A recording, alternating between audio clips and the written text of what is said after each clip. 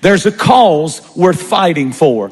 Our families are worth fighting for. It's not easy. It's not easy to hold your family together. It's not easy to raise children in the times in which we live. Everything seems to be against the family and against the home. But when we decide that our families are a cause worth fighting for, God said, then I will fight for you. Fight for your family. Fight for your marriage. Don't give up on it. Fight for it. Fight for your wife. Fight for your husband. Fight for your sons and your daughters, because Satan is on a rampage and he wants to destroy the church, but he can't destroy the church without destroying the home.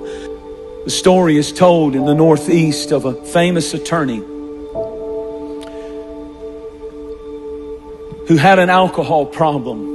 And he was very successful, and on the way every day to his law practice, he would walk on the streets of Chicago past a bar, and he would slip in for a morning drink and then go on to his office, and he did it every day. One day as he was walking, the snow was lightly falling. He heard a noise and turned around, and he saw his little 6-year-old boy.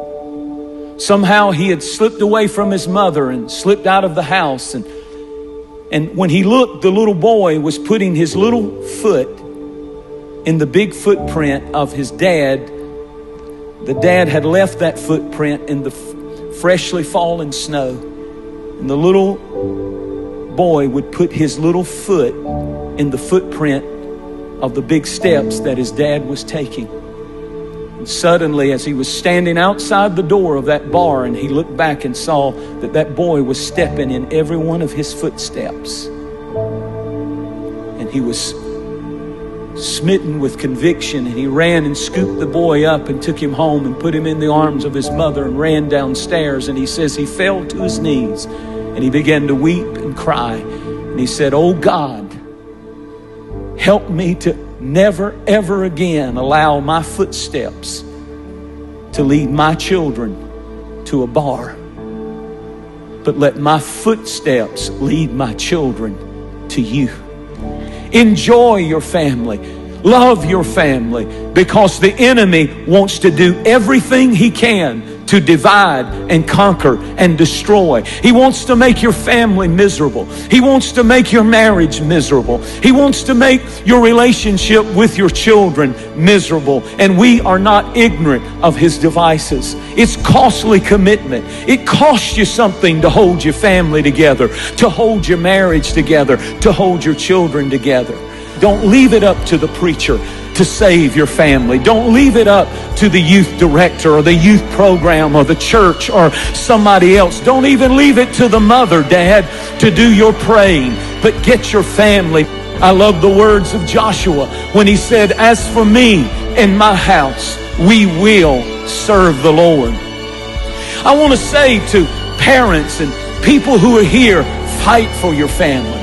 Stay in their business and stay in their lives. And when you have to stand up and correct them, correct them. If it hinders and hurts and you have all kinds of stuff going on, stand for what's right. Fight for what's right. Stand on the truth. And you know what? They may go wild, they may get crazy, they may get mad, they may go off. But if you have raised them right, if you have raised them in the house, you don't have to be a perfect family. But if you've done your best to bring them to the house of God and to serve the Lord before them, and you've done your best to have God's presence in your home and in your life, there's something that gets on your family that they will never be ever be able to get away from. As a matter of fact, I just want to tell you, there's nothing more important than what you're doing right now. It's more important than a ball game. It's more important. We've lost that. See, we don't believe this old stuff anymore. But I'm going to tell you, beware of dangerous distractions that take you and your family away at critical times